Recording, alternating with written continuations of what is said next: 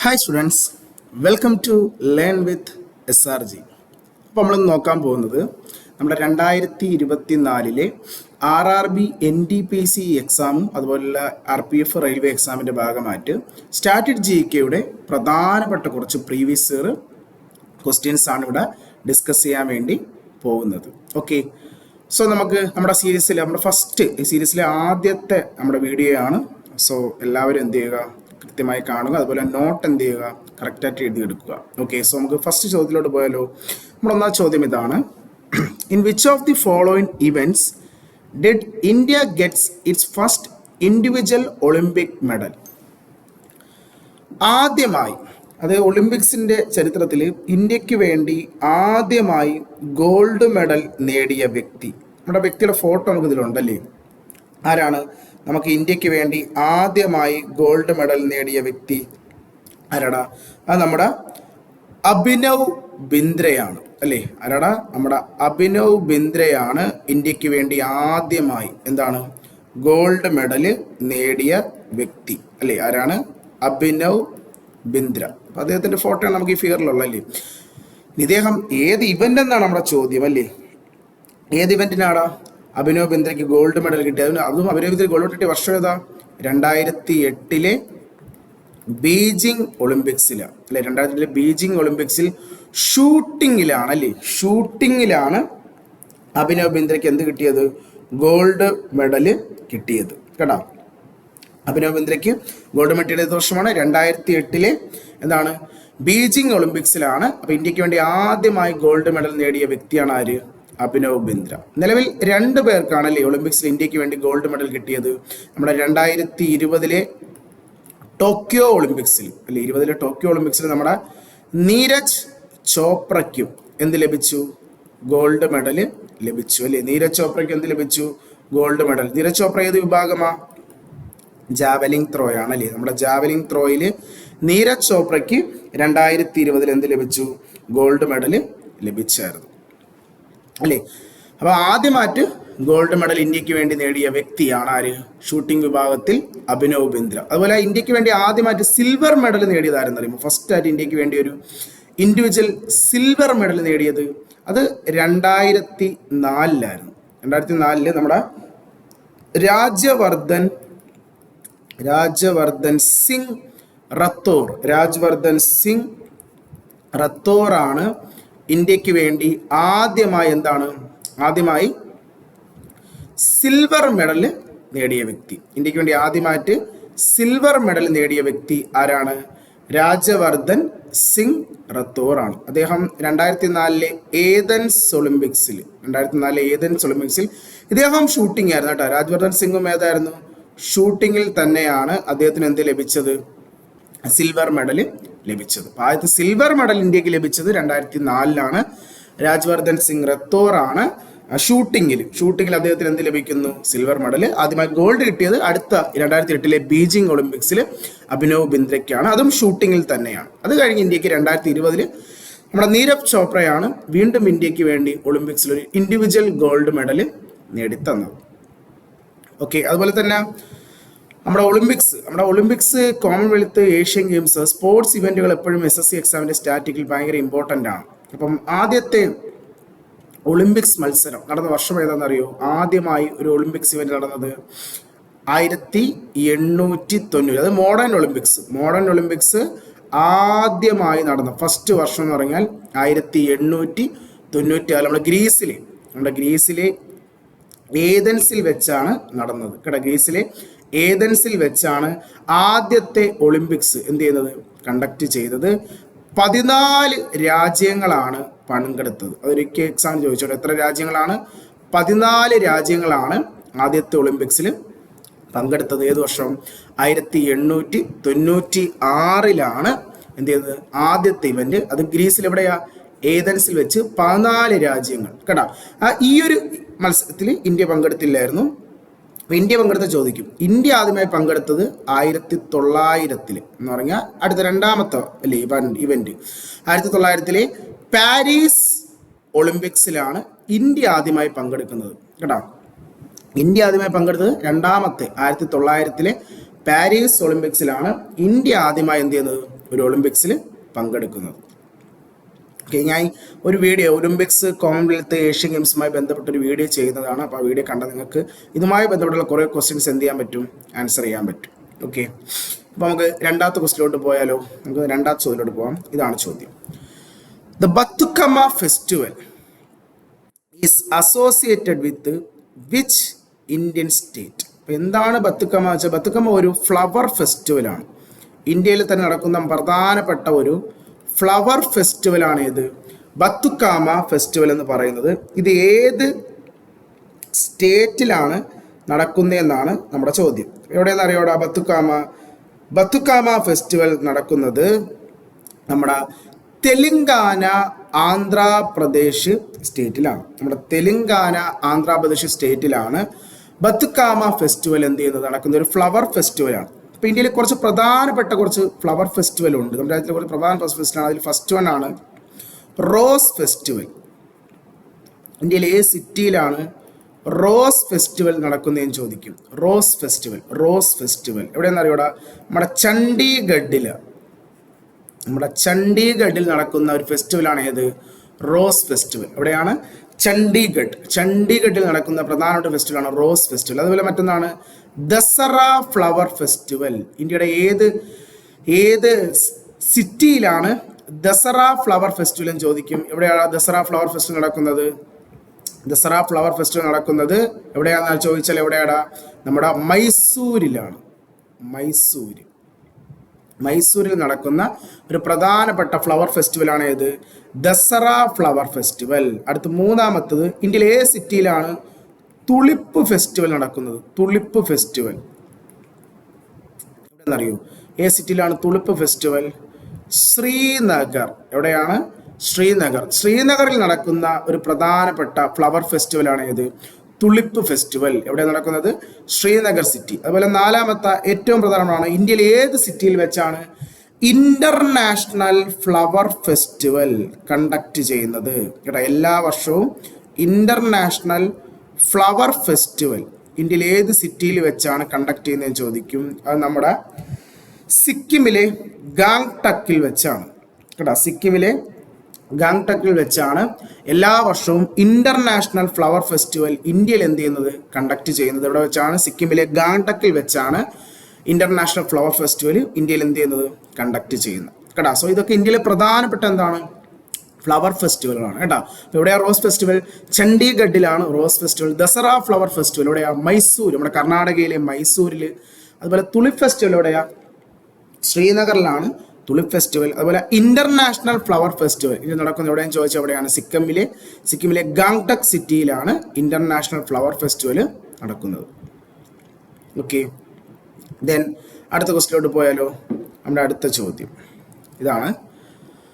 Thomas cup is related to which sports? ഏത് സ്പോർട്സുമായി ബന്ധപ്പെട്ടതാണ് തോമസ് കപ്പ്? കേട്ടോ, വളരെ ഇമ്പോർട്ടൻ്റ് ആണ്. ഒരുപാട് തവണ SSC റെയിൽവേ എക്സാമിന് ചോദിച്ചുള്ള ചോദ്യമാണ്. തോമസ് കപ്പും അതുപോലെ മറ്റൊന്നാണ് ഊബർ കപ്പും.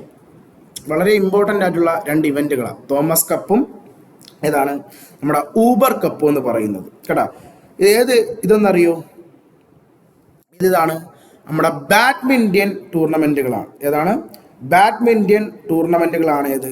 തോമസ് കപ്പും ഊബർ കപ്പും. അത് നമ്മൾ കൃത്യമായി കറക്റ്റായിട്ട് തന്നെ പഠിക്കണം. കാരണം വെച്ചാൽ ഇതിൽ തോമസ് കപ്പ് എന്ന് പറയുന്നത് മെൻസ് ബാഡ്മിൻ്റൺ ആണ്. കേട്ടോ, മെൻസ് ബാഡ്മിൻ്റൺ ആണ് ഏത്? Thomas cup. അതുപോലെ ഊബർ കപ്പ് എന്ന് പറയുന്നത് എന്താണ്?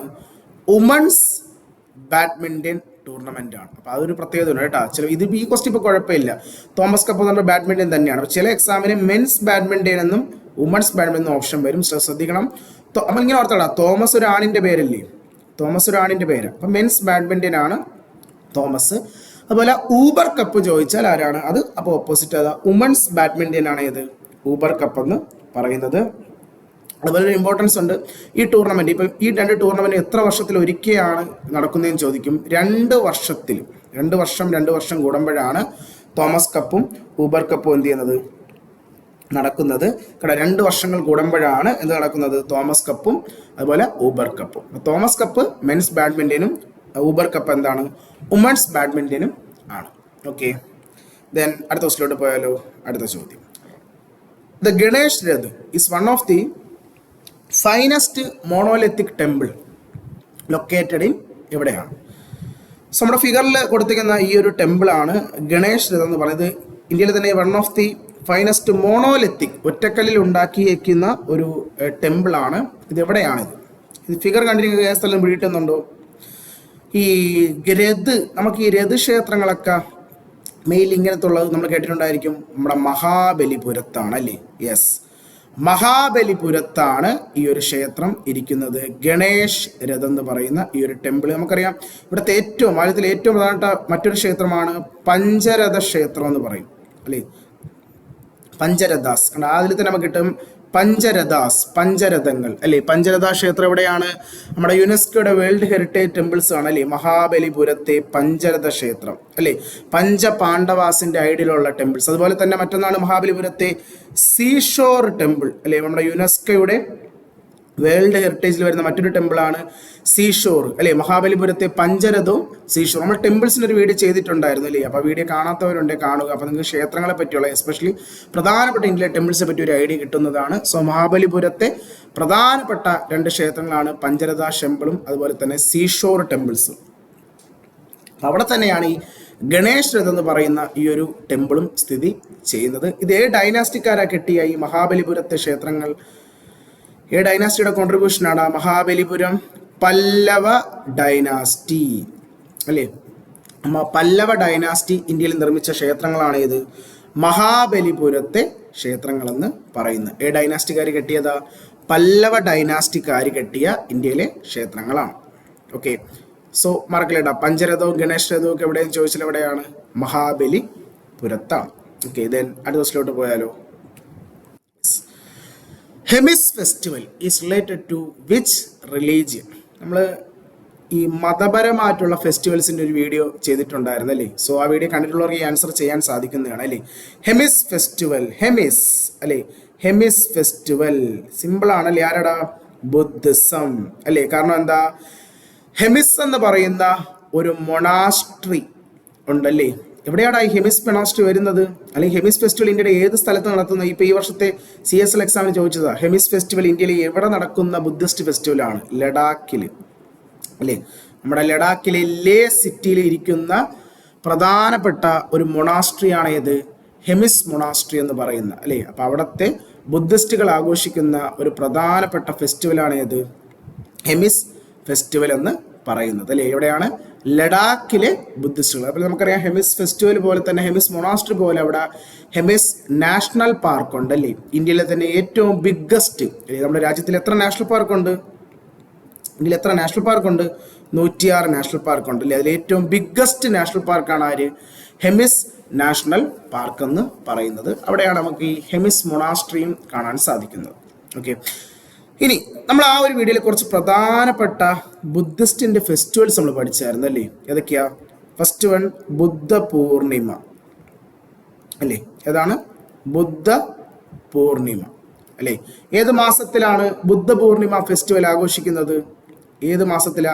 നമ്മുടെ ശകവർഷത്തിലെ ഏത് മാസത്തിലാണ് ബുദ്ധ പൂർണിമ ഫെസ്റ്റിവൽ ആഘോഷിക്കുന്നത്? ഏത് മാസത്തിലാണ്? വൈശാഖ മാസത്തിൽ അല്ലേ?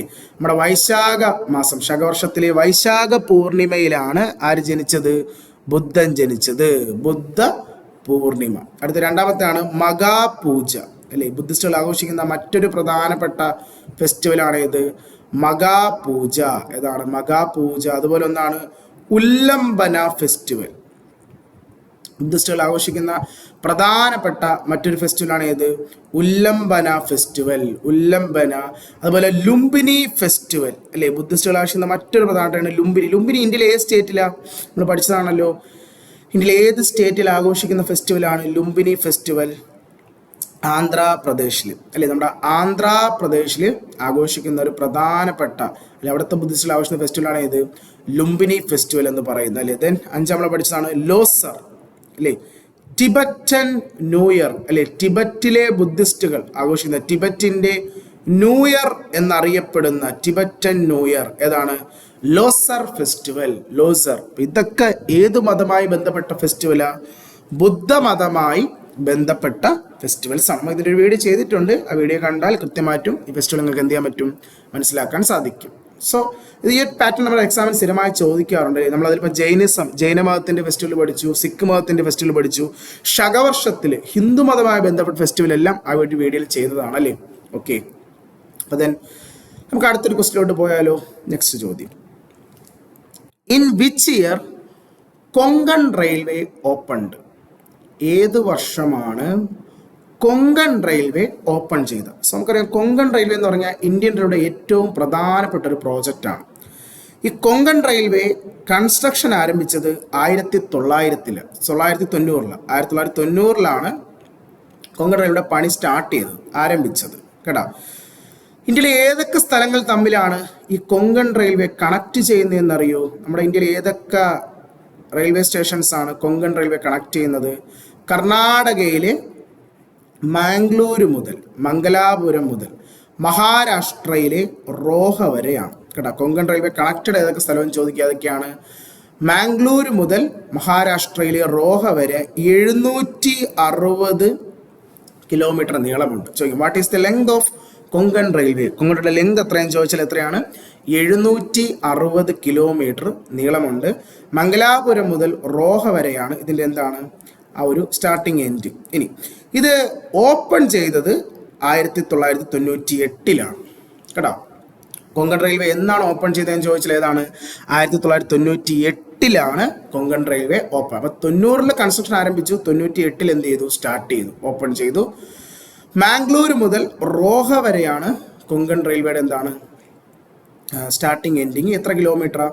760 കിലോമീറ്ററാണ് നമ്മുടെ കൊങ്കൺ റെയിൽവേ. നമ്മുടെ ഈ കൊങ്കൺ റെയിൽവേയിലാണ് ഭാഗത്താണ് ഇന്ത്യയുടെ ഏറ്റവും പ്രധാനപ്പെട്ട ഒരു വാട്ടർഫാളായ നമ്മുടെ ദൂദ്സാഗർ വാട്ടർഫാൾ വരുന്നത്. കേട്ടിട്ടില്ലേ ദൂദ്സാഗർ? നിങ്ങൾ ഈ ട്രെയിനിലൊക്കെ പോകുമ്പോൾ അല്ലെങ്കിൽ കുറേ റീൽസിലൊക്കെ കണ്ടിട്ടുണ്ടായിരിക്കും.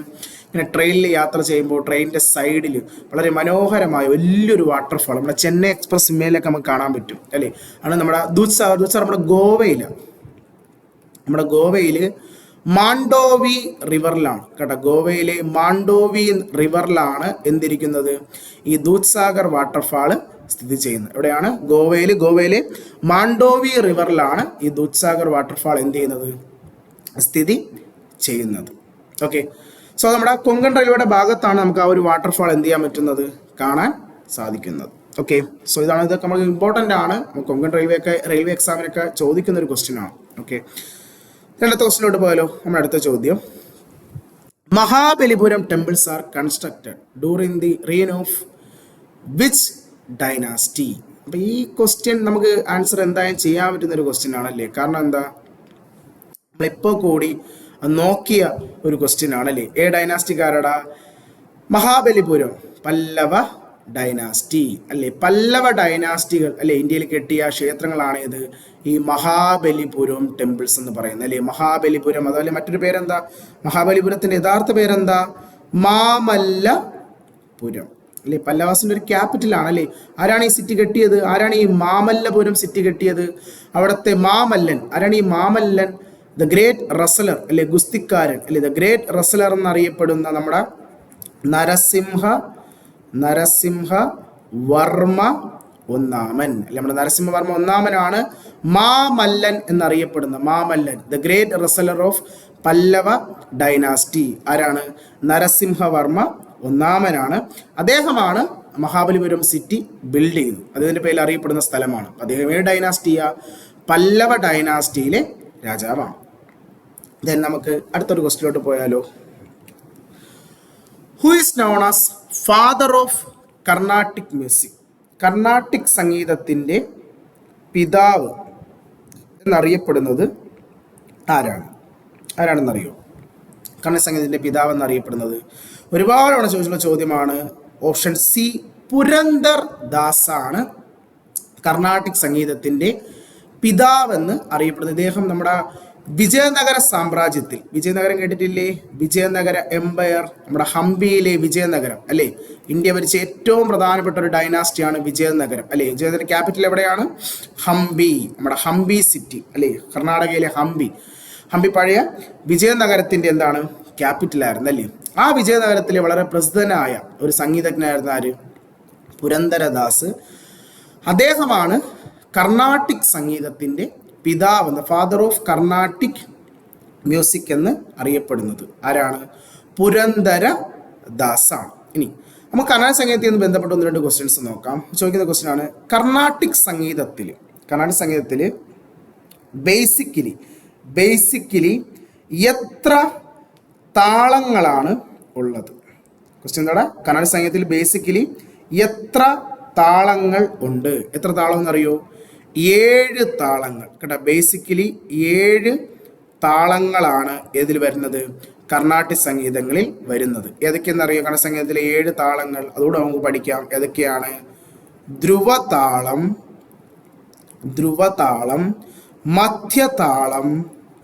മധ്യതാളം, രൂപക, ജംബതാളം, ത്രിപുട, അർത്ഥതാളം, ഏകതാളം. അങ്ങനെ 7 ബേസിക് താളം. ഏതൊക്കെയാണ്? ധ്രുവ, മധ്യ, രൂപക, ജംബ, ത്രിപുട, അത, ഏക.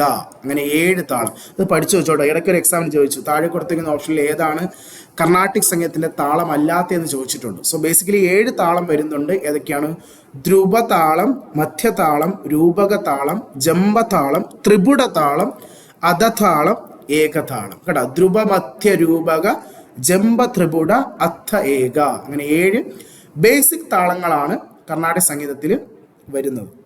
അതുപോലെ ചോദിക്കും, കർണാടക സംഗീതത്തിൽ എത്ര രാഗങ്ങളുണ്ടെന്ന് ചോദിക്കും. എത്ര രാഗങ്ങൾ കേട്ടോ. ബേസിക്കലി 72 രാഗങ്ങളാണ് കർണാടക സംഗീതത്തിൽ വരുന്നത് കേട്ടോ. എത്ര രാഗങ്ങളാണ്? 72 രാഗങ്ങൾ. 7 താളവും 72 മേളകർത്ത രാഗങ്ങളുമാണ് കേട്ടോ. 72 മേളകർത്ത രാഗങ്ങളാണ് ഏതിൽ പറഞ്ഞത്? കർണാട്ടിക് സംഗീതത്തിൽ വരുന്നത്. ഓക്കെ, ഇനി ഈ കർണാട്ടിക് സംഗീതത്തിൻ്റെ 3 ജുവൽസ് എന്നറിയപ്പെടുന്ന 3 വ്യക്തികളുണ്ട്. 3 രത്നാസ് ഓഫ് കർണാട്ടിക് മ്യൂസിക്. കർണാടക സംഗീതത്തിൻ്റെ 3 രത്നങ്ങൾ ആരൊക്കെയാണ്? കർണാടക സംഗീതത്തിൻ്റെ 3 രത്നങ്ങൾ ആരൊക്കെയെന്ന് അറിയടാ? ഒന്ന് നമ്മുടെ ത്യാഗരാജ സ്വാമികളാണ്. ആരാണ്? നമ്മുടെ ത്യാഗരാജ സ്വാമിയാണ് ഒരാള്. രണ്ടാമത്തെ നമ്മുടെ മുത്തുസ്വാമി ദീക്ഷർ. ആരാണ്? മുത്തുസ്വാമി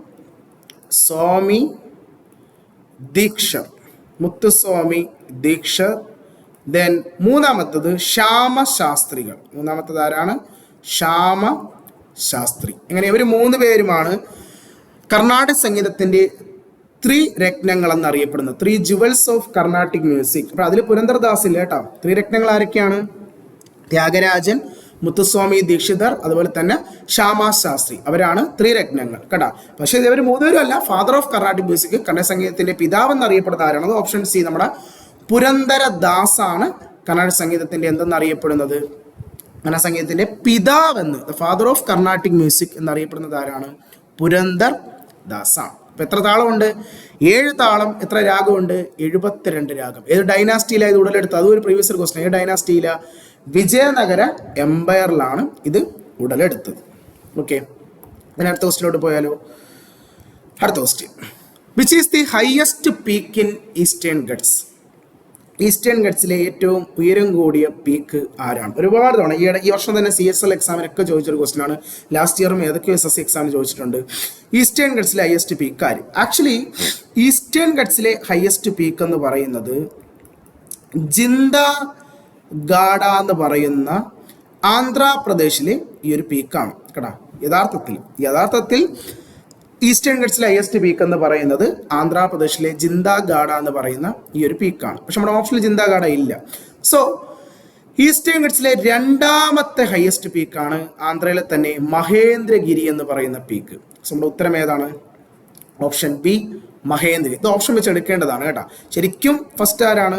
ആന്ധ്രയിലെ ജിന്ദഗാഡ. സെക്കൻഡ് ആണ് മഹേന്ദ്രഗിരി. പക്ഷെ നമ്മുടെ ഓപ്ഷനിൽ മഹേന്ദ്രഗിരി ഉള്ളത് കൊണ്ട് മാത്രം ഇതിന്റെ ആൻസർ ആരാണ്? മഹേന്ദ്രഗിരി നമ്മൾ എടുക്കുന്നു. ഇനി അതുപോലെ കൽസുബായി, നമ്മുടെ ഒരു പ്രധാനപ്പെട്ട ഒരു ഹയസ്റ്റ് പീക്കാണ് കൽസുബായി. നമ്മുടെ മഹാരാഷ്ട്രയുടെ ഹയസ്റ്റ് പീക്കാണ് ആര്? കൽസുബായി പീക്ക്. എവിടെയാണ് കൽസുബായി പറഞ്ഞത്? മഹാരാഷ്ട്രയുടെ ഹയസ്റ്റ് പീക്ക്. ആരും ചോദിച്ചാൽ ആരാടാ? കൽ സുബായി. അതുപോലെ തന്നെ ആനമുടി. ആനമുടി നമ്മുടെ വെസ്റ്റേൺ ഗട്ട്സിന്റെ, നമ്മുടെ ഈസ്റ്റേൺ ഗട്ട്സ് പോലെ വെസ്റ്റേൺ ഗട്ട്സിന്റെ ഹയസ്റ്റ് പീക്കാണ് ആര്? ആനമുടി. നമ്മുടെ ഇടുക്കിയിലാണ് അല്ലേ, കേരളത്തിൽ. അപ്പൊ കേരളത്തിന്റെ ഹയസ്റ്റ് പീക്ക് ആരാണ്? ആനമുടിയാണ് അല്ലേ കേരളത്തിന്റെ ഹയസ്റ്റ് പീക്ക്, അല്ലെങ്കിൽ വെസ്റ്റേൺ ഗട്ട്സിലെ ഹയസ്റ്റ് പീക്ക്. അല്ലെങ്കിൽ നമുക്ക് വേറെ പറയാം, സൗത്ത് ഇന്ത്യയിലെ തന്നെ ഏറ്റവും ഹയസ്റ്റ് പീക്കാണ് അല്ലേ. സൗത്ത് ഇന്ത്യയിലെ തന്നെ ഏറ്റവും ഹയസ്റ്റ് പീക്കാണ് ആര്? നമ്മുടെ ആരെന്ന് പറയുന്നത് നമ്മുടെ ആനമുടി. ഇനി നാലാമത്തെ ഓപ്ഷൻ ഡിയോമാലി. ഡിയോമാലി ഇവിടെ എന്നറിയോ?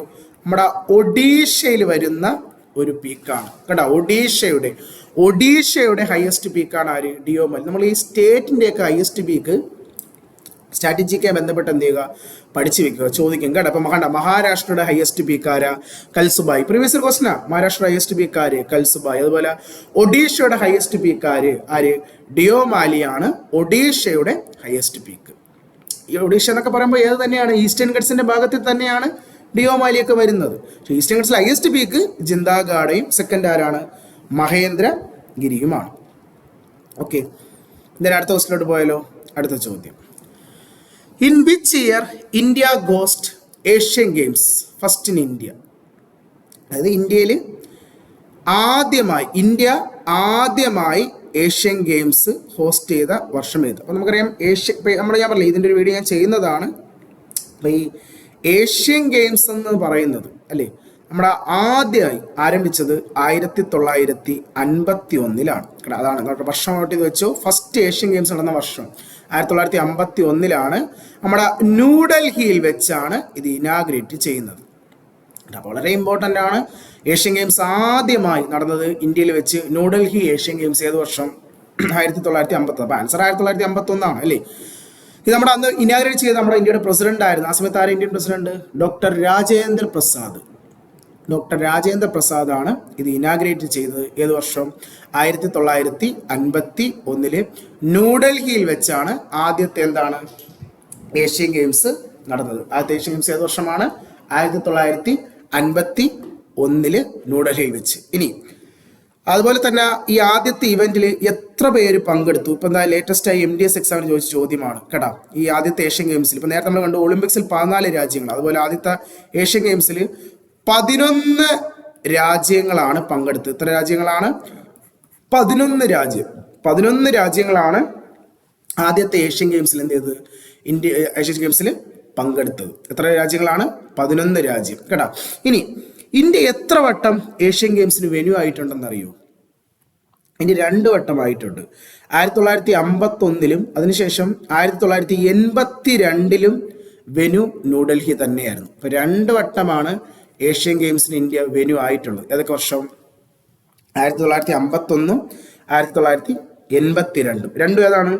New Delhi Asian games. നമ്മുടെ ന്യൂഡൽഹി ഏഷ്യൻ ഗെയിംസ് 1951, 1982. ഇങ്ങനെ 2 ഏഷ്യൻ ഗെയിംസിൽ ആര്? ഇന്ത്യ വെന്യൂ ആയിട്ടുണ്ട്. 51-ലും 82-ലും. ഓക്കെ, നമ്മൾ ഏഷ്യൻ ഗെയിംസുമായിട്ട് ബന്ധപ്പെട്ട ഒരു വീഡിയോ ചെയ്യുന്നതാണ്. ആ വീഡിയോ കാണുമ്പോൾ നിങ്ങൾക്ക് ഏഷ്യൻ ഗെയിംസ്, ഒളിമ്പിക്സ്, കോമൺവെൽത്ത് ഗെയിംസുമായി ബന്ധപ്പെട്ടൊക്കെ കിട്ടുന്ന ക്വസ്റ്റ്യൻസ് ഒക്കെ ചെയ്യാൻ പറ്റും. ഓക്കെ, നമുക്ക് അടുത്ത ക്വസ്റ്റിലോട്ട് പോയാലോ? അടുത്ത ചോദ്യം, Dasara is celebrated on which month of Hindu calendar? Hindu കലണ്ടറിലെ ഏത് മാസത്തിലാണ് ദസറ ഫെസ്റ്റിവൽ ആഘോഷിക്കുന്നത്? സോ ഇത് നമ്മൾ ചെയ്തതാണ് അല്ലേ, നമ്മുടെ ദസറയൊക്കെ നമ്മൾ ചെയ്തതാണ്, വീഡിയോസിൽ ചെയ്തതാണ്. ഉത്തരം ഏതാടാ? ദസറ ആഘോഷിക്കുന്നത് ഏത് മാസത്തിലാണ്? അശ്വനി മാസത്തിൽ അല്ലേ, നമ്മൾ വീഡിയോ ചെയ്തതാണല്ലേ. അശ്വനി മാസത്തില് ഇന്ത്യയിൽ ആഘോഷിക്കുന്ന അല്ലെ ഏത് കലണ്ടർ? നമ്മുടെ ശകവർഷത്തിലെ അല്ലെങ്കിൽ ഹിന്ദു കലണ്ടർ ശകവർഷം അല്ലെ, ശകവർഷത്തിലെ അശ്വനി മാസത്തില് ഇന്ത്യയിൽ ആഘോഷിക്കുന്ന പ്രധാനപ്പെട്ട ഒരു ഫെസ്റ്റിവലാണ് ഏത്? ദസറ ഫെസ്റ്റിവൽ എന്ന് പറയുന്നത് അല്ലെ. ഏത് മാസത്തിലാണ്? അശ്വിനി മാസം അല്ലെ. കാർത്തിക മാസത്തിൽ ഏത് ഫെസ്റ്റിവൽ ആയിരുന്നു? കാർത്തികയില് നമ്മുടെ ദീപാവലി അല്ലെ. ദീപാവലി കാർത്തികയിലെ ന്യൂമൂണിലെ അല്ലെ, കാർത്തികയിലെ അമാവാസിയില് ന്യൂമൂൺ ഡേയിലാണ് ഫെസ്റ്റിവൽസ് ഓഫ് ലൈറ്റ്സ് അല്ലെ, ഫെസ്റ്റിവൽസ് ഓഫ് ലൈറ്റ്സ് എന്നറിയപ്പെടുന്ന ദീപാവലി ആഘോഷിക്കുന്നത് അല്ലെ. അതുപോലെ നമ്മുടെ ശ്രാവണ മാസത്തിൽ ഏത് ഫെസ്റ്റിവലാ? ശ്രാവണത്തിലാണ് നമ്മുടെ രക്ഷാബന്ധൻ അല്ലെ, നമ്മുടെ രക്ഷാബന്ധൻ വരുന്നത് ഏത് മാസത്തിലാണ്? ശ്രാവണ പൂർണിമയിൽ ഏതാണ്? രക്ഷാബന്ധൻ. അതുപോലെ ചൈത്ര മാസത്തിൽ ഏതാ? ചൈത്രത്തിലാണെങ്കിൽ നമുക്ക് വരുന്നത് രാം നവമി അല്ലെ, രാമന്റെ ജന്മദിനം രാം നവമിയും അതുപോലെ തന്നെ ഏതാണ് നമ്മുടെ മഹാവീർ ജയന്തി അല്ലെ, നമ്മുടെ ജൈനമതത്തിലെ മഹാവീരൻ ജയന്തി വരുന്നതും ഏത് മാസത്തിലാണ്? ചൈത്ര മാസത്തിലാണ് അല്ലെ, ചൈത്രത്തിൽ. ഓക്കെ, അപ്പൊ ദസറ ഏത് മാസത്തിലാണ്? ദസറ കാർത്തിക. ഹോളിയോ ഏത് മാസത്തിലാണ് ഹോളി പറഞ്ഞത്? ഹോളി ഒരുപാട് തവണ പ്രീവിയസ് ചോദിച്ചിട്ടുണ്ട്. ഹോളി ഏത് മാസത്തിലാണ്? ഫൽഗുന പൂർണിമ അല്ലെ, ഫൽഗുന മാസത്തിലെ പൂർണിമ ഡേയിലാണ് ഏത് ഫെസ്റ്റിവൽ പറഞ്ഞത്? ഹോളി പറഞ്ഞത് അല്ലെ. ഫൽഗുന പൂർണിമയിൽ ഏതാണ്? ഹോളി. ഓക്കെ, വളരെ ഇമ്പോർട്ടൻ്റ് ആയിട്ടുള്ള ഫെസ്റ്റിവൽസ് ആണ്. നമുക്ക് അടുത്തൊരു ക്വസ്റ്റിലോട്ട് പോയാലോ. ഇതിനൊരു വീഡിയോ ചെയ്തിട്ടുണ്ട്, ഈ വീഡിയോ കണ്ടാൽ മതി. ഇനി ഈ ടൈപ്പ് ക്വസ്റ്റ്യൻസ് നിങ്ങൾക്ക് എന്ത് ചെയ്യാൻ പറ്റും? ആൻസർ ചെയ്യാൻ പറ്റുന്നതാണ്. ഓക്കെ, അടുത്ത് Kalbelia is A folk dance of which state? വളരെ ഇമ്പോർട്ടൻ്റ് ആയിട്ടുള്ള ഒരു ഫോക്ക് ഡാൻസ് ആണ് കൽബേലിയ. കൽബേലിയ നമ്മുടെ യുനെസ്കോയുടെ ഇന്ത്യയിൽ നിന്നും കൾച്ചറൽ ലിസ്റ്റിൽ വരുന്ന ഒരു പ്രധാനപ്പെട്ട ഡാൻസ് ഫോമാണ് ഏത്? ഈ കൽബേലിയ എന്ന് പറയുന്നത്. സോ ഇന്ത്യയിൽ ഏതൊക്കെ ഡാൻസ് ഫോമാണ് ഈ യുനെസ്കോയുടെ കൾച്ചറൽ ലിസ്റ്റിൽ വരുന്നതെന്ന് അറിയൂ? അതിൽ ഏറ്റവും പ്രധാനമാണ് ഗുജറാത്തിലെ ഗർബ എന്ന് പറയുന്ന ഡാൻസ് ഫോം. യുനെസ്കോയുടെ കൾച്ചറൽ ലിസ്റ്റിൽ വരുന്ന ഒരു പ്രധാനപ്പെട്ട ഫോക്ക് ഡാൻസ് ആണ് ഏത്? ഗർബ. ഗർബ സ്റ്റേറ്റ് അവിടെ തന്നെ പഠിക്കുക. ഗർബ എവിടെയാ? ഗുജറാത്തിലാണ്. രണ്ടാമത്താണ് കൽബേലിയ. കൽബേലിയ നമ്മുടെ രാജസ്ഥാനിലാണ്. രാജസ്ഥാന്റെ പ്രധാനപ്പെട്ട ഒരു ഫോക്ക് ഡാൻസ് ആണ് അത് കൽബേലിയ എന്ന് പറയുന്നത്. കൽബേലിയ വളരെ ഇമ്പോർട്ടൻ്റ് ആണ്. ഓക്കെ, എവിടെയാണ്? രാജസ്ഥാൻ. ഇനി മൂന്നാമത്തെ ഒന്നാണ് നമ്മുടെ സങ്കീർത്തന എന്ന് പറയുന്ന നൃത്തരൂപം. സങ്കീർത്തന യുനെസ്കോയിൽ പറഞ്ഞ മറ്റൊരു ഫോക്ക് ഡാൻസ് ആണ് സങ്കീർത്തന മണിപ്പൂരിലാണ്. മണിപ്പൂരിൽ നിന്നും സങ്കീർത്തന യുനെസ്കോയുടെ കൾച്ചറിലുണ്ട്. ഇനി രണ്ട് കലാരൂപം നമ്മുടെ കേരളത്തിൽ നിന്നുണ്ട്. ആരൊക്കെയെന്നറിയോ? കേരളത്തിൽ നിന്ന് യുനെസ്കോയുടെ കൾച്ചർ ലിസ്റ്റിലുള്ളത് ഒന്ന് കൂടിയാട്ടം. ആരാണ്? ഒന്ന് കൂടിയാട്ടം, രണ്ട് മുടിയേറ്റ്. ആരൊക്കെയാണ്? കൂടിയാട്ടവും മുടിയേറ്റും കേട്ടാ. കൂടിയാട്ടവും മുടിയേറ്റും കേട്ടാ. കേരളത്തിൽ നിന്നുമുള്ള രണ്ട് പ്രധാനപ്പെട്ടതാണ് ഏതൊക്കെ? കൂടിയാട്ടവും മുടിയേറ്റും. മണിപ്പൂരിൽ നിന്ന് സങ്കീർത്തന. രാജസ്ഥാനിൽ നിന്ന് രാജസ്ഥാനിൽ നിന്ന് കൽബേലിയ. ഗുജറാത്തിൽ നിന്ന് ഗർബ. ഈ ഫോക്ക് ഡാൻസ് ഒക്കെ കൃത്യമായി പഠിച്ചു വെച്ചു. ഡാൻസ് ഫോം നമുക്ക് ഭയങ്കര ഇമ്പോർട്ടൻ്റ് ആണ്. എസ്പെഷ്യലി ഇങ്ങനെയൊക്കെ നമുക്ക് കാറ്റഗറി ചെയ്ത് പഠിച്ചാൽ പെട്ടെന്ന് മനസ്സിലാക്കാൻ പറ്റും. അപ്പോൾ യുനെസ്കോയുടെ കൾച്ചർ ലിസ്റ്റിൽ വരുന്ന ഫോക്ക് ഡാൻസുകളാണ് നമ്മളിവിടെ കണ്ട ഇത്രയും ഡാൻസുകൾ. കേരളത്തിൽ നിന്ന് ആരൊക്കെയാണ്? കൂടിയാട്ടവും മുടിയേറ്റും. ഇനി നമ്മുടെ ഈ ഫിഗറിൽ നമ്മളൊരു ഫോട്ടോ കൊടുത്തിട്ടുണ്ടല്ലേ. സോ ഈ ഫോട്ടോയിൽ കാണുന്ന ആളാണ് നമ്മുടെ ഗുലാബോ സപ്പേറ എന്ന് പറയുന്ന ആള്. ഗുലാബോ സപ്പേറ.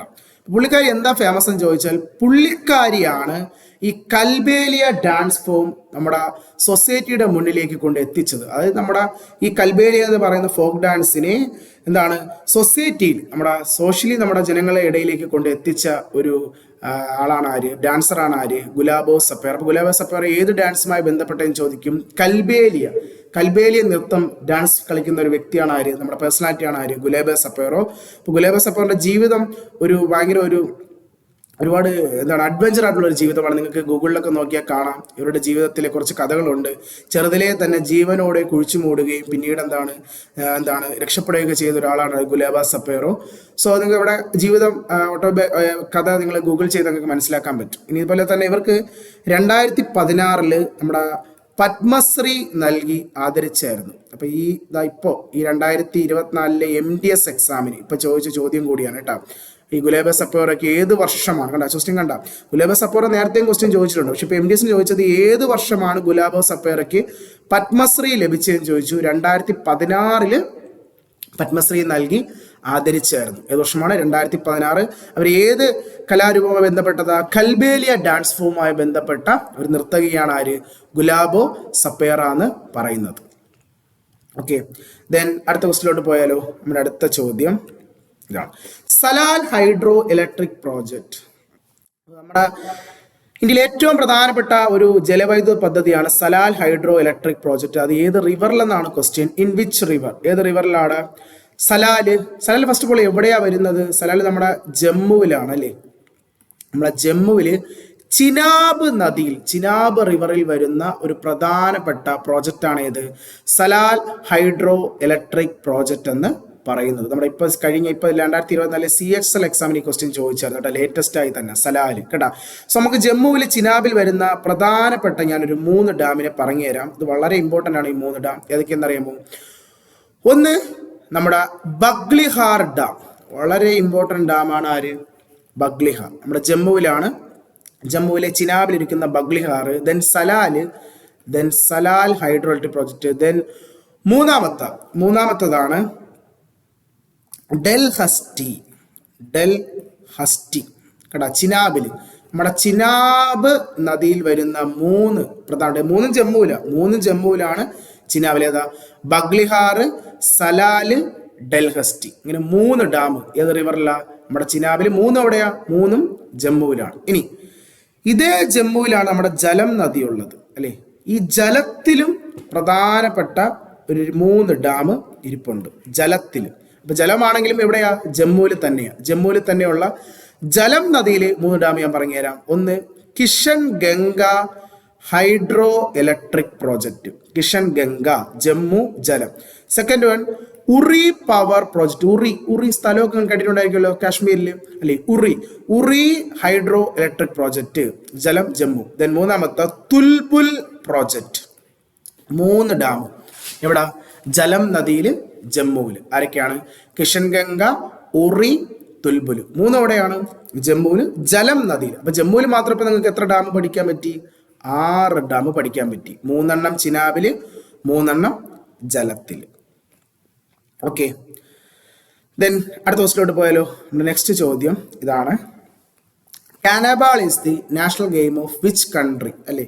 സോ ഞാനിപ്പോൾ ഇടയ്ക്ക് ഒരു ഷോർട്സ് ചെയ്തതായിരുന്നു അല്ലേ, നമ്മുടെ നൈബറിങ് കൺട്രിയുടെ എന്താണ് നാഷണൽ ഗെയിമിനെ റിലേറ്റ് ചെയ്ത് അല്ലേ. നൈബറിങ് കൺട്രീസിന്റെ നാഷണൽ ഗെയിം എന്നോട് ഷോർട്സ് ചെയ്തതാണ്. അപ്പോൾ ആ ഷോർട്സ് കണ്ടവർ കൃത്യമായിട്ട് ചെയ്യാം. കാനബാൾ ഏത് രാജ്യത്തിൻ്റെ? ഇതായി കാണുന്നതാണ് കാനബാൾ. ഇത് ഏത് രാജ്യത്തിൻ്റെ നാഷണൽ ഗെയിമാണ്? നമ്മുടെ മ്യാൻമറിൻ്റെ അല്ലേ, നമ്മുടെ അയൽരാജ്യമായ മ്യാൻമറിൻ്റെ നാഷണൽ ഗെയിമാണ് ഏത്? കാനബാൾ എന്ന് പറയുന്നത് അല്ലേ. അതുപോലെ ചൈനയുടെ ഏതാ? ചൈനയുടെ നാഷണൽ ഗെയിം ടേബിൾ ടെന്നീസ് ആണ് അല്ലേ, ടേബിൾ ടെന്നീസ്. അതുപോലെ ബംഗ്ലാദേശിൻ്റെത് കബഡിയാണ് അല്ലേ, കബഡി. അതുപോലെ ഭൂട്ടാൻ്റെ ആർച്ചറി അല്ലേ, അമ്പെയ്ത്ത്, ആർച്ചറി അല്ലേ. ഭൂട്ടാൻ്റെത് ആർച്ചറി, ബംഗ്ലാദേശിൻ്റെ ഏതാ? കബഡി. ചൈനയുടെ എന്താണ്? ചൈനയുടെ ടേബിൾ ടെന്നീസ്. അതുപോലെ മ്യാൻമറിൻ്റെ എന്താ? മ്യാൻമറിൻ്റെ കാനബാൾ. എന്താണ്? കാനബാൾ. അതുപോലെ വോളിബോൾ ആരുടെയൊക്കെയാ? നമ്മുടെ ഏത് അയൽ രാജ്യങ്ങളുടെയാണ് വോളിബോൾ? 2 പേരുടെയാണ് അല്ലേ. ആരുടെയൊക്കെ? നേപ്പാളിൻ്റെയും ശ്രീലങ്കയുടെയും. ആരാണ്? വോളിബോളാണ് അല്ലേ. വോളിബോൾ ആരുടെയൊക്കെയാണ്? നേപ്പാളിൻ്റെയും ശ്രീലങ്കയുടെയും. അതുപോലെ മാൽദീവ്സിൻ്റെ എന്താ? മാൽദീവ്സിൻ്റെ നാഷണൽ ഗെയിം അത് ഫുട്ബോളാണ് അല്ലേ.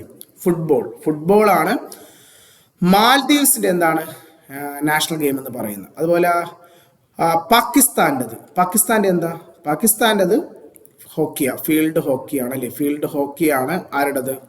പാകിസ്ഥാൻ്റെ. അതുപോലെ അഫ്ഗാനിസ്ഥാൻ്റെ എന്താണ്? അഫ്ഗാനിസ്ഥാൻ എന്താണ്?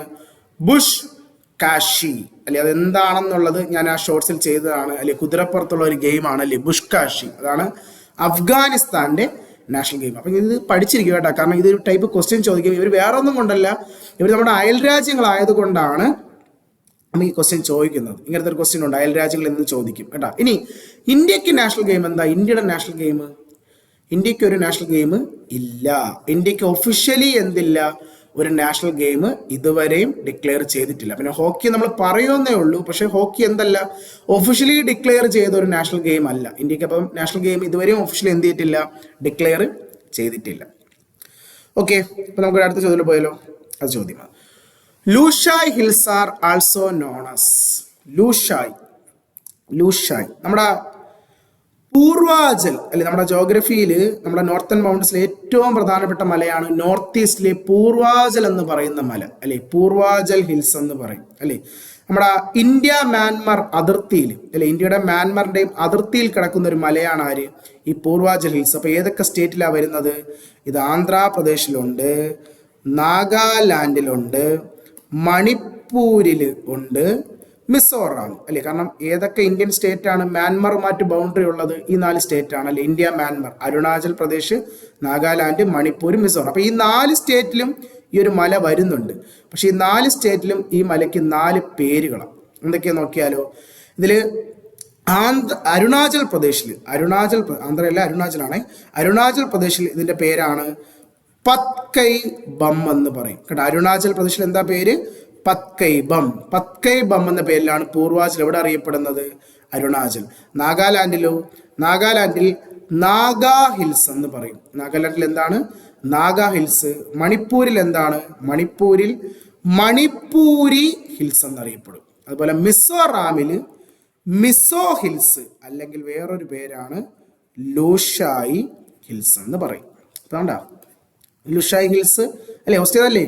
ലൂഷായി ഹിൽസ് ആൾസോ നോൺ ആസ് ഏതാ? Option C Mizo hills. നമ്മുടെ മിസോറാമിലെ മിസോ കുന്നുകളുടെ മറ്റൊരു പേരാണ് എന്ത്? ലൂഷായി ഹിൽസ് എന്ന് പറയുന്നത് കേട്ടോ. ഇതൊരു ഇമ്പോർട്ടൻ്റ് ആണ്. ഇത് ഈ ഇടയ്ക്ക് എല്ലാ സീരിയസിനും എല്ലാ എക്സാമിനും ഈ ക്വസ്റ്റ്യൻ ചോദിച്ചിട്ടുണ്ട് കേട്ടോ. ഇങ്ങനെ ചോദിക്കും, ഇങ്ങനെ ഒരു question, which of the following is not a part of Purvanchal? പൂർവാചലിന്റെ ഭാഗം അല്ലാത്ത മല ആരെന്ന് ചോദിക്കും. സോ ഈ 4 പേരും പൂർവാചലിന്റെ ഭാഗം. ആരൊക്കെ? Patkai Bum, Naga hills, Manipuri hills, Mizo hills അല്ലെങ്കിൽ ലൂഷായി. ഇവർ 4 പേര് 4 സ്റ്റേറ്റിൽ ഈ പൂർവാചലിന്റെ പേരാ. ഈ ഓപ്ഷനിൽ തന്നെ ഇപ്പൊ നോക്കിയാണ് ഇത് ഓപ്ഷൻ ബി പൂർവാചലിന്റെ ഭാഗമാണ്, സി ഭാഗമാണ്, ഡി ഭാഗം. പക്ഷേ എ ഗാസി ഹിൽസ്, ഗാസി എന്തല്ല? പൂർവാചലിന്റെ ഭാഗമല്ല അല്ലെ. ഗാസി നമ്മുടെ മേഘാലയയിലാണ് അല്ലേ. മേഘാലയയിലെ ഗാസി കുന്നുകൾ. മേഘാലയ ആരുടെ ഭാഗത്ത് വരില്ല? പൂർവാചലിന്റെ ഭാഗത്തിൽ വരില്ല അല്ലെ. മേഘാലയയിലെ കുന്നുകളാണ് ഗാസി കുന്നുകൾ. അപ്പൊ ഗാസി കുന്നുകൾ ആരുടെ ഭാഗമല്ല? പൂർവാചലിന്റെ ഭാഗം അല്ല. ഒരു ഇമ്പോർട്ടൻ്റ് ആണ് കേട്ടോ, ഒരു ഇമ്പോർട്ടൻ്റ് ക്വസ്റ്റ്യൻ ആണ്. ഈ 4 ഹിൽസിനെ പറ്റി എന്ത് ചെയ്യുക? പഠിച്ചു വെക്കുക. പൂർവാചൽ എന്നാണ് ഇവർ അറിയപ്പെടുന്നത്. പക്ഷെ ഓരോ സ്റ്റേറ്റിൽ അത് ഓരോ പേരിലാണ് അറിയപ്പെടുന്നത്. ഓക്കെ, അടുത്ത ക്വസ്റ്റ്യനോട് പോയാലോ. അടുത്ത ചോദ്യം, when was Indian railway nationalised? എന്നാണ് ഇന്ത്യൻ റെയിൽവേ നാഷണലൈസ് ചെയ്ത വർഷം? എന്നാണെന്നറിയൂടാ ഇന്ത്യൻ റെയിൽവേ നാഷണലൈസ് ചെയ്തത്? First of all Indian railway എന്നാ ആരംഭിച്ചത്? 1853 അല്ലേ. 1853 ഇന്ത്യയിൽ ആദ്യമായി എന്തോടുന്നത്? ട്രെയിന് ഓടുന്നത്. എവിടെ മുതൽ എവിടെ വരെ? ഏത് സ്റ്റേഷൻ മുതൽ ഏത് സ്റ്റേഷൻ വരെ ഇന്ത്യയിൽ ആദ്യമായിട്ട് ട്രെയിൻ ഓടിയത്? ബോംബെ മുതൽ അല്ലെ, മഹാരാഷ്ട്രയിലെ ബോംബെ മുതൽ താന വരെയാണ് ആദ്യത്തെ ട്രെയിൻ അല്ലെ. എത്ര കിലോമീറ്റർ? 34. അതൊക്കെ ഓർത്ത് വെച്ചോട്ടെ. എത്ര കിലോമീറ്റർ ആണ്? 34 കിലോമീറ്റർ ആണ് ആദ്യത്തെ ട്രെയിൻ ഓടിയത്. ബോംബെ മുതൽ താന വരെയാണ് ഫസ്റ്റ് നമ്മുടെ ട്രെയിൻ ഓടിയത്. ബോംബെ ടു താനെ എത്ര കിലോമീറ്റർ? 34 കിലോമീറ്റർ. ഏത് വർഷം? 1853. ആ സമയത്ത് ആരാ ഇന്ത്യയുടെ ഗവർണർ ജനറൽ? ബ്രിട്ടീഷുകാരുടെ സമയമാണല്ലോ. ആരാ? Lord Dalhousie, the father of Indian railway അല്ലെ. ഇന്ത്യൻ റെയിൽവേയുടെ പിതാവ് എന്നറിയപ്പെടുന്നത് ആരാണ്? ലോർഡ് ഡൽഹൌസിയാണ്. അദ്ദേഹത്തിന്റെ സമയത്താണ് ഇന്ത്യയിൽ ആദ്യമായി ഓടുന്നത്? ട്രെയിന് ഓടുന്നത്. ഏത് വർഷം? 1853 ബോംബെ ടു താന വരെ അല്ലെ. അപ്പൊ അന്ന് ഇന്ത്യയിലെ ആദ്യത്തെ റെയിൽവേ സ്റ്റേഷൻ ഏതെന്ന് ചോദിക്കാം. ഇന്ത്യയിലെ ഏത് റെയിൽവേ സ്റ്റേഷന്റെ പേരെന്താടാ? അത് ബോംബെയിലെ ബോറി ബന്ദർ ആണ് അല്ലെ. ഫസ്റ്റ് റെയിൽവേ സ്റ്റേഷൻ കേട്ടോ. നമ്മുടെ ബോംബെയില്, മഹാരാഷ്ട്രയിലെ ബോംബെയിലെ ബോറി ബന്ദർ ആണ് ഇന്ത്യയിലെ ആദ്യത്തെ എന്താണ് റെയിൽവേ സ്റ്റേഷൻ എന്ന് പറയുന്നത്. അതുപോലെ തന്നെ ഇന്ത്യൻ റെയിൽവേയുടെ ആദ്യകാല പേരെന്തെന്നറിയോ? അങ്ങനെ ചോദിക്കാം കേട്ടോ. അതായത് 1853 ഇന്ത്യൻ റെയിൽവേയുടെ ആദ്യകാല പേരെന്നറിയുമ്പോടാ ഗ്രേറ്റ് ഇന്ത്യൻ പെനിൻസുലാർ റെയിൽവേ എന്നായിരുന്നു കേട്ടോ. അത് ചോദിക്കാം കേട്ടോ. ഇന്ത്യൻ റെയിൽവേയുടെ ആദ്യകാല പേര് കേട്ടോ. ഇന്ത്യൻ റെയിൽവേയുടെ ആദ്യകാല പേര് ഗ്രേറ്റ് ഇന്ത്യൻ പെനിൻസുലാർ റെയിൽവേ എന്നായിരുന്നു ഇന്ത്യൻ റെയിൽവേയുടെ ആദ്യകാല പേരെന്ന് പറയുന്നത്. Great Indian peninsular railway. പക്ഷെ നമ്മുടെ ചോദ്യം എന്താണ്? നാഷണലൈസ് ചെയ്ത വർഷമാണ് അല്ലേ. ഇന്ത്യൻ റെയിൽവേ നാഷണലൈസ് ചെയ്ത വർഷം ഏത് വർഷം? ഏത് വർഷം എന്നറിയടാ? ഇന്ത്യൻ റെയിൽവേ നാഷണലൈസ് ചെയ്ത് 1951 ഏത് വർഷമാണ്? 1951 ഇന്ത്യൻ റെയിൽവേ എന്ത് ചെയ്യുന്നത്? നാഷണലൈസ് ചെയ്തത് കേട്ടോ. ഈ ഓപ്ഷനിലില്ലേ, ഈ ഓപ്ഷനിൽ 1-2 സ്ഥലം വേറെ, 1-2 വർഷം വേറെ നാഷണലൈസ് ചെയ്ത വർഷമാണ് കേട്ടോ. ഏതൊക്കെയാണെന്ന് അറിയാടാ? ഇതിൽ 1949 എന്ത് നാഷണലൈസ് ചെയ്ത വർഷം എന്നറിയാമോ? 1949 1949 നമ്മുടെ reserve bank of India RBI nationalise ചെയ്ത വർഷം കേട്ടാ. Reserve bank of India RBI nationalise ചെയ്ത വർഷം ഏതാ? 1949. റെയിൽവേ നാഷണലൈസ് ചെയ്ത് 2 വർഷം കഴിഞ്ഞ് 51. 1951 ഇന്ത്യൻ റെയിൽവേ എന്ത് ചെയ്ത് നാഷണലൈസ് ചെയ്തത്. ഇനി നമ്മുടെ 53 എന്ത് നാഷണലൈസ് ചെയ്ത വർഷം എന്നറിയാമോ? 53 എന്ന് പറയുന്നത് നമ്മുടെ ഇന്ത്യൻ എയർവേ നാഷണലൈസ് ചെയ്ത വർഷം കേട്ടോ. ഇന്ത്യൻ എയർവേ നാഷണലൈസ് ചെയ്ത വർഷമാണ് ഏത്? 1953 എന്ന് പറയുന്നത്. 1953 എന്താണ്? Indian airway. ഇനി 1955 എന്ത് നാഷണലൈസ് ചെയ്ത വർഷം എന്നറിയാമോ? 55 എന്ത്? നമുക്കിത് പറയാം SBI നാഷണലൈസ് ചെയ്തെന്ന് പറയും. പക്ഷെ ആക്ച്വലി SBI നാഷണലൈസ് ചെയ്തല്ല, SBIയുടെ പേര് മാറിയതാണ്. അത് SBIയുടെ പേര്, മുമ്പത്തെ പേര് എന്താ അറിയാമോ? SBIയുടെ പഴയ പേര് ഇമ്പീരിയൽ ബാങ്ക് ഓഫ് ഇന്ത്യ എന്നായിരുന്നു. Imperial bank of India. ഈ Imperial bank of India SBI state bank of India എന്ന ആയൊരു വർഷമാണ് 1955 എന്ന് പറയുന്നത് കേട്ടോ. 55. പക്ഷെ ശരിക്കും SBI എന്തല്ല, ഒരു നാഷണലൈസ്ഡ് ചെയ്യപ്പെട്ട, അത് നമുക്കറിയാം നാഷണലൈസ് ഇന്ത്യയിൽ ചെയ്യപ്പെട്ട 2 വർഷങ്ങളിലാണ്. 1969 1980 അല്ലെ. 1969 14 ബാങ്കും 1980 എന്താണ് 6 ബാങ്കും അല്ലെ. ഇതാണ് 2 വട്ടം നമ്മുടെ ഇന്ദിരാഗാന്ധിയാണ് ബാങ്ക് നാഷണലൈസ് ചെയ്തത് അല്ലെ. സോ ഈ 20 ബാങ്കിൽ ആര് പെടുന്നില്ല? SBI പെടുന്നില്ല എന്ന് പറഞ്ഞാൽ ഇന്ത്യയിൽ നാഷണലൈസ് ചെയ്യപ്പെടാത്ത ഒരു ബാങ്കാണ് SBI. കാരണം SBI നാഷണലൈസ് ആവശ്യമില്ല. SBIയുടെ ഒരു നല്ലൊരു ശതമാനം നോക്കുന്നത് reserve bank of India direct ആണ് കേട്ടോ. ഈ SBIയുടെ ഓഹരിയുടെ ഒരു നല്ലൊരു ശതമാനം അത് ഡയറക്റ്റ് നോക്കുന്നത് ആരാണ്? Reserve bank of India. അപ്പോൾ അതുകൊണ്ട് തന്നെ ഇത് എന്ത് ചെയ്യേണ്ടി വന്നില്ല? നാഷണലൈസ് ചെയ്യേണ്ടി വന്നിട്ടില്ല കേട്ടോ. സോ ഇനി നാഷണലൈസ് ചെയ്യാത്ത ബാങ്ക് ഏതെന്ന് ചോദിച്ചാൽ കേട്ടോ, which of the following is not a nationalized bank എന്ന് ചോദിച്ചാൽ എപ്പോഴും മനസ്സിൽ വെച്ചേക്കുക, SBI ഒരു നാഷണലൈസ്ഡ് ചെയ്യപ്പെടാത്ത ഒരു ബാങ്കാണ്. കാരണം അതിൻ്റെ ഒരു 60% ഓഹരിയും ആരാ കൈകാര്യം ചെയ്യുന്നത്? Reserve bank of India direct ആണ്. ഓക്കെ. ഇനി അങ്ങനെ ഒരു ക്വസ്റ്റ്യൻ, എന്നാണ് SBI നാഷണലൈസ്ഡ് ചെയ്തതെന്നൊരു ക്വസ്റ്റ്യൻ വന്നാൽ നിങ്ങൾ എപ്പോഴും മനസ്സിൽ വെച്ചിരിക്കുക 1955 നമുക്കൊരു ക്വസ്റ്റ്യൻ ആയിട്ട് പറയാം. കാരണം എന്താ? Imperial bank of India state bank of India എന്നൊരു പേരിലേക്ക് ആയത് ഏത് വർഷമാണ്? 1955. സോ അതുകൊണ്ട് നമുക്കാണെങ്കിൽ അതൊരു ആൻസർ ആയിട്ട് എടുക്കാൻ പറ്റും. സോ കണ്ടല്ലോ, 49 RBI നാഷണലൈസ് ചെയ്തു, 51 ഇന്ത്യൻ റെയിൽവേ നാഷണലൈസ് ചെയ്തു, 53 ഇന്ത്യൻ എയർവേ നാഷണലൈസ് ചെയ്തു, 55 SBI. ഓക്കെ. അടുത്ത question, where is Narora atomic power plant situated? നമ്മുടെ ഇന്ത്യയിലെ ഏറ്റവും പ്രധാനപ്പെട്ട ഒരു ആണവ നിലയമാണ് നറോറ അറ്റോമിക് പവർ പ്ലാന്റ് അല്ലേ. ഇവിടെ ഉത്തർപ്രദേശിലാണ്, UPയിലാണ് അല്ലേ. UPയിലാണ് നറോറ അറ്റോമിക് പവർ പ്ലാന്റ് സ്ഥിതി ചെയ്യുന്നത്. ഏതാണ് ഇന്ത്യയിലെ ആദ്യത്തെ അറ്റോമിക് പവർ പ്ലാന്റ് എന്നറിയോ? ഫസ്റ്റ് ഇന്ത്യയിലെ ആദ്യത്തെ അറ്റോമിക് പവർ പ്ലാന്റ് അത് മഹാരാഷ്ട്രയിലെ താരാപൂറാണ്. താരാപൂർ ഒരിക്കൽ ചോദിച്ചു ഏത് വർഷമാണ് കമ്മീഷൻ ചെയ്തത്? 1969. 1969 Tarapur atomic power station commission ചെയ്തത്. ഇന്ത്യയിലെ തന്നെ ആദ്യത്തെ അറ്റോമിക് പവർ പ്ലാന്റ് ആണ് ഏത്? മഹാരാഷ്ട്രയിലെ താരാപൂർ അറ്റോമിക് പവർ പ്ലാന്റ് എന്ന് പറയുന്നത്. ഏത് വർഷമാണ് കമ്മീഷൻ ചെയ്തത്? 1969 ഇത് കമ്മീഷൻ ചെയ്തത്. എവിടെയാണ്? മഹാരാഷ്ട്രയിലാണ് താരാപൂർ സ്ഥിതി ചെയ്യുന്നത്. ദെൻ നിലവിൽ ഇന്ത്യയിലെ ഏറ്റവും വലിയ പവർ പ്ലാന്റ് എന്നറിയോ? ബിഗ്ഗസ്റ്റ് പവർ പ്ലാന്റ്, ഇന്ത്യയിലെ ഏറ്റവും വലിയ അറ്റോമിക് പവർ പ്ലാന്റ് അത് നമ്മുടെ കൂടൻകുളം അറ്റോമിക് പവർ പ്ലാന്റ് ആണ്. എവിടെയാണ് കൂടൻകുളം? തമിഴ്നാട്ടിലാണ് അല്ലേ. നമ്മുടെ തമിഴ്നാട്ടിലെ തിരുനെൽവേലി ഡിസ്ട്രിക്റ്റിലിരിക്കുന്ന കൂടൻകുളമാണ് ഇന്ത്യയിലെ ഏറ്റവും ബിഗ്ഗസ്റ്റ് എന്താണ് അറ്റോമിക് പവർ പ്ലാന്റ് എന്ന് പറയുന്നത്. നമ്മുടെ തമിഴ്നാട്ടിൽ 2 പവർ പ്ലാന്റ് അല്ലേ. കൂടൻകുളം കൂടാതെ ഒന്നുകൂടെ ഉണ്ട്, കൽപ്പാക്കം. 2 തമിഴ്നാട്ടിൽ കേട്ടോ. തമിഴ്നാട്ടിൽ 2 പവർ പ്ലാന്റ് ഉണ്ട്, കൂടൻകുളവും ഉണ്ട്, കൽപ്പാക്കവും ഉണ്ട്. അതിൽ കൂടൻകുളമാണ് ഇന്ത്യയിലെ ഏറ്റവും ബിഗ്ഗസ്റ്റ് എന്താണ് പവർ പ്ലാന്റ്. അതുപോലെ നമ്മുടെ കർണാടകയിൽ ഒരു പവർ പ്ലാന്റ് ഉണ്ട് അല്ലേ. കർണാടകയിൽ കൈഗ അറ്റോമിക് പവർ പ്ലാന്റ് എവിടെയാണ്? കൈഗ കർണാടകയിൽ. അതുപോലെ എവിടെയാണ്? കക്രാപ്പാറ അറ്റോമിക് പവർ പ്ലാന്റ്. നമ്മളൊരു വീഡിയോയിൽ ഈ പവർ പ്ലാന്റ് പറ്റിയൊക്കെ ചെയ്തതാണല്ലേ. എവിടെയാ കക്രാപ്പാറ വരുന്നത്? നമ്മുടെ ഗുജറാത്തിലാണ് അല്ലേ. നമ്മുടെ ഗുജറാത്തിൽ കക്രാപ്പാറ ഡാമൊക്കെ നമ്മൾ കണ്ടതാ, താപ്തി റിവറിൽ അല്ലേ, കക്രാപ്പാറ വീഡിയോ കാണാത്തവരുണ്ട്, റിവർ സിസ്റ്റത്തിന്റെ വീഡിയോ കണ്ടാൽ മതി. അതിൽ നമ്മൾ അറ്റോമിക് പവർ പ്ലാന്റിനെ പറ്റിയും ഡിസ്കസ് ചെയ്യുന്നുണ്ട്. അതിൽ കക്രാപ്പാറ ഒരു ഡാമും ഉണ്ട്, കക്രാപ്പാറ ഡാം. ആ ഡാമിന്റെ അടുത്താണ് നമുക്ക് ഈ ഒരു പവർ പ്ലാന്റും കാണാൻ പറ്റുന്നത് അല്ലേ, ഗുജറാത്തിലാണ്. ആ ഡാം ഏത് റിവറിൽ? നമ്മുടെ താപ്തി റിവറിലാണ് കക്രാപ്പാറ ഡാം നമുക്ക് എന്ത് ചെയ്യാൻ പറ്റുന്നത്, കാണാൻ സാധിക്കുന്നത്. അപ്പൊ നറോറ എവിടെയാ? നറോറ നമ്മുടെ ഉത്തർപ്രദേശിലാണ് വരുന്നത്.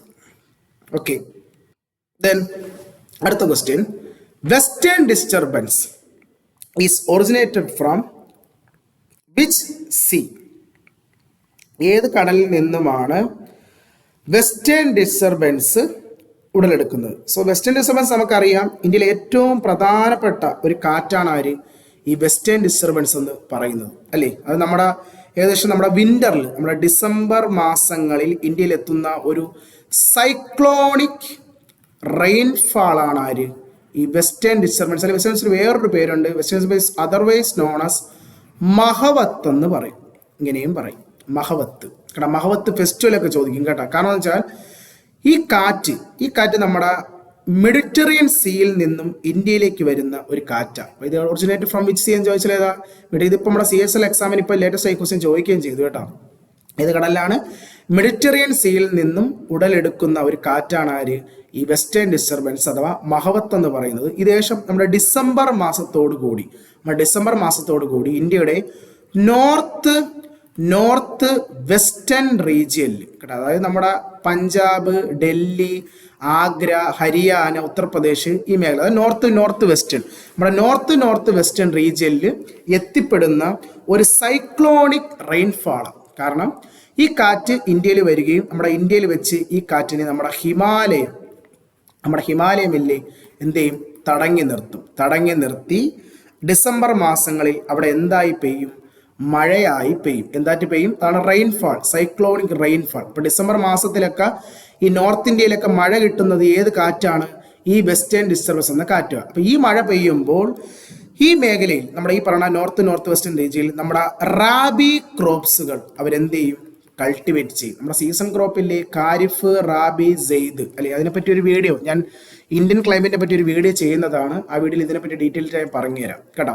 സോ നമ്മുടെ റാബി ക്രോപ്സ്, എക്സാമ്പിൾ ആര് റാബി ക്രോപ്സിന്?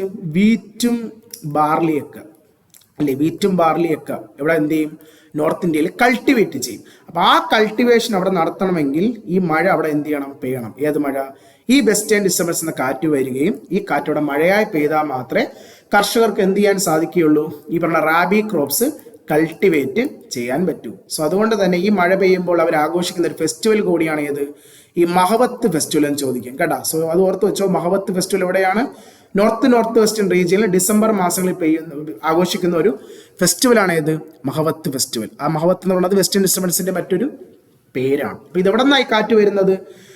മെഡിറ്ററേനിയൻ സീയിൽ നിന്നും ഉടലെടുക്കുന്ന ഒരു കാറ്റാണ്. എവിടെ എത്തും? ഇന്ത്യയിൽ ഡിസംബർ മാസങ്ങളിൽ നോർത്ത് വെസ്റ്റേൺ റീജിയനിൽ എത്തും. ശരിക്കും ഇത് ഇന്ത്യ കൂടെ കടന്നു പോകുന്നതാണ്. പക്ഷെ ഇവിടെ ഇതിനാര് ബ്ലോക്ക് ചെയ്യും? നമ്മുടെ ഹിമാലയം ബ്ലോക്ക് ചെയ്യുകയും ഇവിടെ മഴയാറ്റ് പെയ്യുകയും ചെയ്യുന്നു. ആ മഴയിൽ ഡിസംബർ മാസങ്ങളിലൊക്കെ ഇതുപോലുള്ള റാബി ക്രോപ്സുകൾ ഇന്ത്യയിൽ എന്ത് ചെയ്യുന്നു? കൾട്ടിവേറ്റ് ചെയ്യുന്നു. ഓക്കെ, സോ നമ്മൾ ഇനി ഈ ഒരു സെഷന്റെ ലാസ്റ്റ് വീഡിയോ, നമ്മളൊരു 20 ക്വസ്റ്റ്യൻ ആണ് ഇതിൽ എടുത്തിട്ടുള്ളത്. സോ നമ്മളിതിലെ ലാസ്റ്റ് വീഡിയോയിലേക്ക് നമ്മൾ കടക്കുകയാണ്. ലാസ്റ്റ് ക്വസ്റ്റ്യൻ ഇതാണ്: in which year BCC formed? ഏത് വർഷമാണ് BCC അല്ലേ? ഈ BCC എന്ന് പറഞ്ഞാൽ എന്താ? നമ്മുടെ ഇന്ത്യയുടെ ക്രിക്കറ്റ് ബോർഡാണ് അല്ലേ. നമ്മുടെ ഇന്ത്യയുടെ ക്രിക്കറ്റ് ബോർഡാണ് ഏത്? BCC എന്ന് പറയുന്നത് അല്ലേ. അത് ഏത് വർഷമാണ് രൂപീകരിച്ചതെന്നാണ് പറയുന്നത് അല്ലേ. BCCയുടെ ഫുൾ ഫോം എന്താ? Board of control of cricket in India. ഏതാണ് BCCയുടെ full form? Board of control for cricket in India. അത് ഓർത്ത് വെച്ചോട്ടോ, ചിലർക്ക് ചിലപ്പോൾ അറിയത്തില്ലായിരിക്കും. BCC എന്ത് ഗെയിമിന്റെ ബോർഡാണ്? ക്രിക്കറ്റ് ആണ് കേട്ടോ. ഇന്ത്യയുടെ ക്രിക്കറ്റ് ബോർഡിന്റെ പേരാണ് എന്ത്? BCCI. BCCI രൂപീകരിച്ച വർഷം 1928ലാണ്. 1928ലാണ് BCCI രൂപീകരിച്ച. BCCIയുടെ ഹെഡ് ക്വാർട്ടേഴ്സ് എവിടെ നിന്നറിയോ? മുംബൈ ആണ്. മുംബൈ ആണ് BCCയുടെ ഹെഡ് ക്വാർട്ടേഴ്സ് കേട്ടോ. ചോദിക്കട്ടെ BCCയുടെ ഹെഡ് ക്വാർട്ടേഴ്സ് എവിടെയാണ്? ഹെഡ് ക്വാർട്ടേഴ്സ് പറഞ്ഞാൽ മുംബൈ ആണ്. 1928 BCC എന്ത് ചെയ്ത് രൂപീകരിച്ചത്. ആരെന്നറിയോ നിലവിലെ BCCA പ്രസിഡന്റ്? ഇപ്പോഴത്തെ BCCA പ്രസിഡന്റ് ആരെന്നറിയോ? BCC നിലവിലെ പ്രസിഡന്റ് റോജർ ബെന്നിയാണ്. റോജർ ബെന്നിയാണ് നിലവിലെ BCCA പ്രസിഡന്റ്. അപ്പോൾ 1928 BCC എന്ത് ചെയ്ത് രൂപീകരിച്ചത്. ഹെഡ് ക്വാർട്ടേഴ്സ് എവിടെയാണ്? ഹെഡ് ക്വാർട്ടേഴ്സ് പറഞ്ഞത് നമ്മുടെ മുംബൈ ആണ്. എവിടെയാണ്? മുംബൈ. ഇനി അതുപോലെ ഇന്റർനാഷണൽ ക്രിക്കറ്റ് കൗൺസിൽ അല്ലേ, നമ്മുടെ ICC. ഇപ്പൊ BCC ഇന്ത്യൻ ബോർഡ്, അതുപോലെ ഇന്റർനാഷണൽ ക്രിക്കറ്റ് കൗൺസിൽ ഉണ്ടല്ലേ, ഇന്റർനാഷണൽ ICC. ഇതിന്റെ ഹെഡ് ക്വാർട്ടേഴ്സ് എവിടെയാണെന്ന് അറിയോ? അതുപോലെ ICC രൂപീകരിച്ച വർഷം അറിയാമോ? 1909 കേട്ടോ. വർഷമാണ് 1909 എന്ത് രൂപീകരിച്ചത്? നമ്മുടെ ICC രൂപീകരിച്ചത്. എവിടെയാണെന്നറിയാമോ ICCയുടെ ഹെഡ് ക്വാർട്ടേഴ്സ്? ICCയുടെ ഹെഡ് ക്വാർട്ടേഴ്സ് എവിടെയാണ്? ദുബായ് ആണ്. എവിടെയാണ്? ദുബായ് കേട്ടോ. ദുബായ് ആണ് എന്താണ് ICCയുടെ എന്താണ് ഹെഡ് ക്വാർട്ടേഴ്സ്. ആരംഭിച്ച വർഷം ഏതാണ്? 1909 എന്താണ് 9 രൂപീകരിച്ചത് കേട്ടോ. 1909 എന്ത് രൂപീകരിച്ചത്? ICC രൂപീകരിച്ചത്. ഓക്കെ. എവിടെ ഹെഡ് ക്വാർട്ടേഴ്സ്? ഹെഡ് ക്വാർട്ടേഴ്സ് വരുന്നത് ദുബായ് ആണ്. ദുബായ്. ഓക്കെ. സോ നമുക്ക് ഇന്നത്തെ നമ്മുടെ ഈ ഒരു വീഡിയോ സെഷൻ നമുക്കിവിടെ എന്ത് ചെയ്യാം? ഇവിടെ നമുക്ക് വൈൻഡ് അപ്പ് ചെയ്യാം. നമ്മൾ 20 ക്വസ്റ്റ്യൻ ആണ് ചെയ്തത്. നമ്മൾ ഇനിയും ഇതുപോലുള്ള സ്ട്രാറ്റജിക്കും ഇതുപോലെ ഹിസ്റ്ററി, അതുപോലെ തന്നെ ജോഗ്രഫി, പൊളിറ്റി ഒക്കെ നമുക്ക് ക്വസ്റ്റ്യൻ എന്ത് ചെയ്യാം? പ്രീവിയസ് ഇയർ ക്വസ്റ്റ്യൻ നമുക്ക് എന്ത് ചെയ്യാം? ഡിസ്കസ് ചെയ്യാം. അതുപോലെ തന്നെ ഇതുമായി ബന്ധപ്പെട്ട ചെറിയ ചെറിയ ക്ലാസ്സുകളും എന്താണ് ഞാൻ അപ്ലോഡ് ചെയ്യുന്നതാണ്. ഓക്കെ. അപ്പോൾ എല്ലാവർക്കും